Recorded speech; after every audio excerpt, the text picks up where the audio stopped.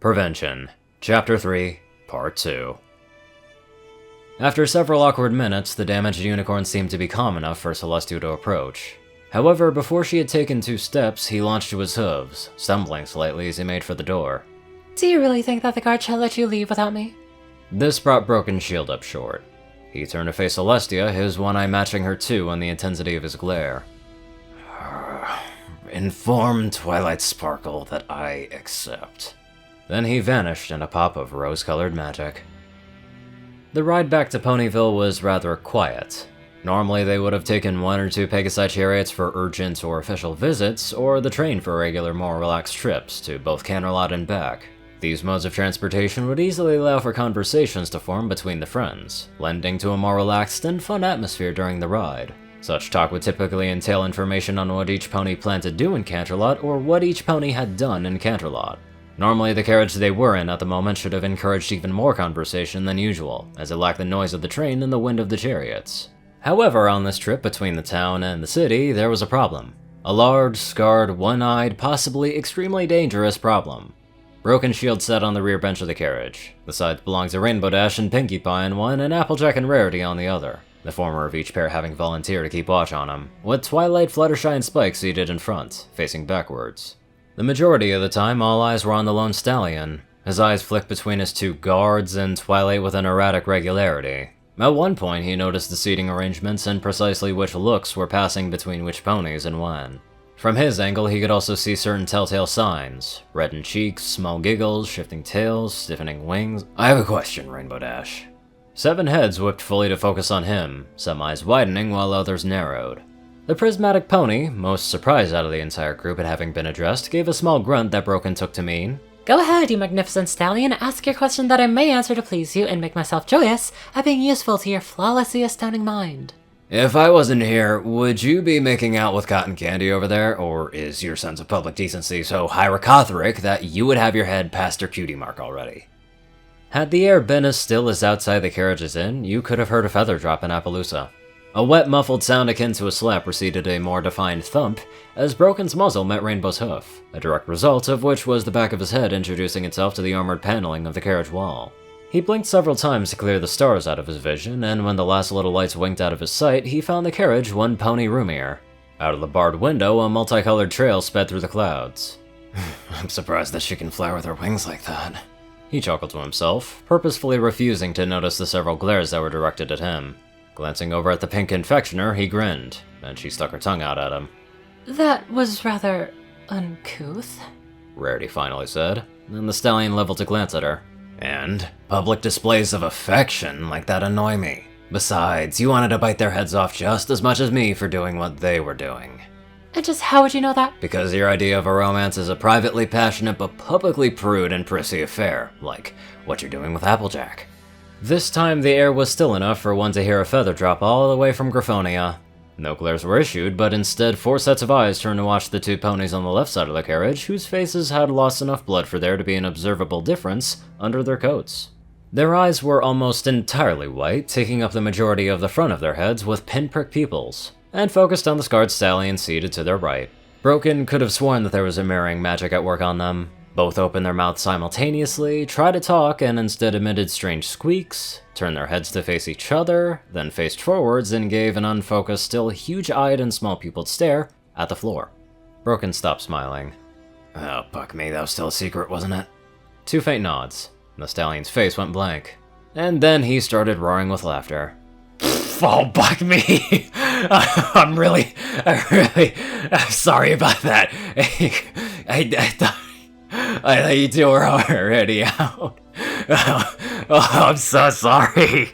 He brought his forehoofs to the sides as he fell off of his seat. The 3 ponies that weren't in a state of shock, as well as the dragon, watched as he rolled to the front, knocking up against the paneling under the seat. His eye opened, and he and Twilight locked gazes. Several things happened in quick succession. Broken's horn glowed. The carriage jerked sharply upwards, and Twilight found herself falling towards the back on top of Broken Shield. Then they hit the back, Broken impacting the wall while Twilight impacted Broken. The carriage righted itself, and Twilight fell to the floor while Broken landed on top of her, his legs braced to catch himself and avoid crushing her. She began to spin on her belly so that she could crawl out, and found that Broken's horn was digging into her neck. She glanced down and froze when she saw him glaring back. 1. Then he slid back off of her, dragging himself up and settling in the back seat in much the same position that he had held before his laughing fit. Twilight scurried back to the front, her eyes matching every pony else's, as well as the dragon, accepting Rarity, as they gave a terrified stare at the stallion. He greeted Twilight's with a blank stare. That's one time. One really bucking good opportunity I had at killing you. But I didn't, because I swore not to. Then he moved his head, greeted each of the others with the same stare. He finished with Rarity and Applejack, the latter of which had recovered enough to meet his gaze. I'm sorry, by the way. I wasn't aware that you two were still private about your relationship. Had I known, I wouldn't have revealed it. The door opened, and a Pegasus guard stuck his head in. Our apologies. There were some unexpected hazards that necessitated a rapid course change. Is every pony alright? I'm fine, thanks. Though I believe the elements here would appreciate it if you brought the 6th back. Broken looked at Twilight again, who gave a small nod. See? Go get her for them, will you? The guard, for his part, gave a confused glance around the carriage before nodding and leaving. After a few stiff, quiet minutes, the door reopened and Rainbow Dash slipped in. She and Broken glared at each other. You know, for a guard, you're rather easy to distract. You know that? Rainbow growled, deliberately turning away from Broken as she sat back down. I'm not trying to be rude. If my guards or I had left a prisoner simply because he insulted us, then the dungeons would have been emptied 10 times more than they were. Oh, and I nearly killed Twilight while you were gone, by the way. This got her attention. Her eyes shot open, her head whipping first to him, then to Twilight, as if to ascertain that he didn't have the unicorn's beating heart impaled on his horn as he spoke. He waited until she turned back to him before continuing. I didn't, obviously, because if I did, I would have broken my oath to the princesses. Which brings me to my second point. Twilight doesn't need guards. I'm about the biggest threat to her that's gonna be a constant occurrence, and my oath prevents me from harming her, so I'm basically hobbled on that front. Pip and her magic should be able to handle anything else, and you ponies just being around helps reduce the remaining threats immensely. He glanced up at Twilight, who met his gaze uneasily. Oh, and that reminds me. How's Pip? He's okay, I guess. She replied. I mean, he didn't even seem to care that there was a rock in his eye, nor that the eye had to be removed. She shivered, and Spike wrapped his arm around her neck. It was scary just how indifferent he was about the whole thing. Broken nodded. Yeah, I can understand that. It was the first time I saw a risen guard charge at me with his lower jaw and most of his foreleg missing. I didn't sleep right for a week. Were all of my guards like that then? This question came in a small voice. Oh yeah, Rising Dawn believed that emotion stopped a pony from being effective in their duties, especially when such duties regularly involve dying or getting close to death. He coughed, noticing that all eyes were on him again. You want to know the really scary part? He looked at each of them in the eyes, except Fluttershy, who had turned away every time his gaze came upon her. He then spoke in a hushed voice. He's not even a stallion yet. 15 years old, and he's personally killed a princess, over 100 royal guards, and I don't know how many loyalists. All because Dawn told him to. No. Every pony in the carriage looked at Twilight, who was shaking her head as her pupil shrunk. No, that can't... I would never, not that young. No, you wouldn't, Broken replied. He caught her eyes and tried his best to hold them. Rising Dawn would. And did. Wait, but hold on. I thought that Twilight was Rising Dawn in your timeline dimension thingy. She was. It's complicated. Broken waved a hoof.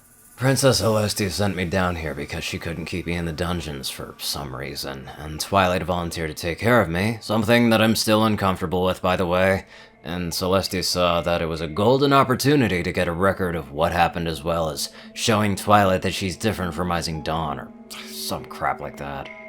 You don't think she is? Well, if I did, I wouldn't have tried to kill her, now would I? Twilight shrunk back at this, and Rainbow growled. Again! You don't have to worry about that anymore. Twilight isn't Rising Dawn. Yet. But could she turn into Mean Old Donnie later, though? Pinky asked. Oh, easily. If I thought that my intervention would remove the chance of Dawn arising, I would have killed myself already. That bit of information seemed to catch the other ponies in the carriage off guard. Yet again, Broken Shield found himself subject to shocked stares. Kill yourself? Fluttershy squeaked. Yes. What, you'd think I'd hang around after murdering one of the elements of harmony, the sister of the Royal Guard Captain, Celestia's personal student? Buck no. If I could definitively destroy any and all chances of Twilight becoming Rising Dawn right now, the first thing I'd do afterwards is jump out of the carriage and give myself a brain aneurysm and heart arrhythmia. Then I'd probably pop my lungs, put bubbles in my spine, so on and so forth. But that's... Twilight trailed off. Broken raised an eyebrow at her. She swallowed and continued. That makes no sense. Why would you kill yourself rather than explaining your actions? Is death really preferable? I'd rather be dead right now, but I still have some things to take care of. Things? The studious unicorn asked. Well, you're still alive, aren't you? Before any replies could be made, the carriage hit the ground, bouncing every pony but the stallion up in their seats. Within seconds, the door slid open and Broken found himself being roughly wrapped up in the chains before being bodily dragged out into Ponyville. There were only 3 ponies anywhere near the library, and the presence of the royal guard sent them scurrying off.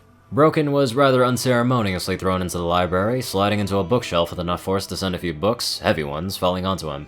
By the time he had escaped the chains, his 6 traveling partners and the dragon were all occupying spots in the room. He eyed each one, noting that they were all once more watching his every move. Twilight began. Would you like to, get started then? Broken simply glanced at her before pasting on a grin. He began strutting around the room, draping himself lavishly across furniture as well as the occasional pony. Well, since you're so eager to begin, I need to set some ground rules. No biting or crushing the merchandise. I don't do pain play, so buck off if you want to get bloody. I can only handle 4 of you at a time and still do a good job, so I'd suggest the 2 of you get busy doing something else until one of my occupants decides that she still needs to use her legs the next morning. The dragon needs to go. Not a speciest or anything, but I don't do minors. If anyone's into workhorsing, I've got the chains already. Oh, and my rate is 20 bits an hour. Right. I've had my shot, so let's get going. At this, he flopped onto the couch, laying on his back and spreading himself as long as he could go. After about 8 seconds, Broken opened his eye, glancing at the confused looks of every pony. Sighing, he turned himself until he was sitting properly. Never mind. Alright, what do you want to know about? Oh, well, I guess we could start it when the, rebellion began. Glancing behind her to verify that Spike had a quill and a stack of parchment, Twilight turned back to the stallion and nodded. He sighed again, bringing up a hoof and rubbing between his eye and eye socket. The other ponies had formed a loose semicircle around him, each a mix of eager and nervous to hear what he had to say. Right, that makes sense, doesn't it? Sure. Okay. Broken took in a few deep breaths. Okay, Twilight had just presented her charter, basically a document that supposedly greatly expanded the rights of the common pony to help alleviate the plight of the populace, or something like that. Is Shining a bit of a horn dog, or am I just overthinking? I'm probably overthinking things. Anyway, let's get on to our magically advanced donators. Top donators: TacoCat598, Peter Coulthard, J Tinman, Darkside, Gauntlet, and only one thing. Zar630, Strix, Rayden, Narwhals, Blackmoonheart, Drake Lovedragon, Pastel Skies, Magazine, CrazyKiller557, Dospo, Madman Stan, Delta Omega, Jack Hedge, RuneCypher9852, Hunter Norman, Stephen Bingham, McDoofus456, Dash of Evergreen, Ronnie Dragonwolf, Ponyman, Talrasha, The Toilet Snake, Sword Brother and Mordred, Ronin Wandering, Random Person Man Guy, Easy, Scouchia, Leslie Prickett, Jordan Peterson, Crimson Kids 99, Lightskin, Monster Kitty, Needs a Life, Blonde Biehanek, and many more superb people. Thank you all very much for watching this video, and live life to the fullest.